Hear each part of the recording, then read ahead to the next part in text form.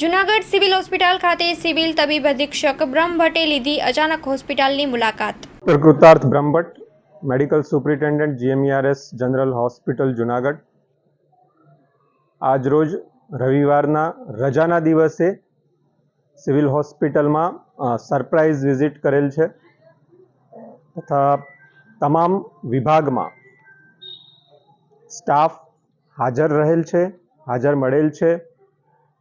તમામ સ્ટાફને દર્દીઓ સાથે સહાનુભૂતિપૂર્ણ વ્યવહાર કરવાની સૂચના આપેલ છે તથા નિયમિત તેઓની કામગીરી કરવા પણ સૂચના આપેલ છે।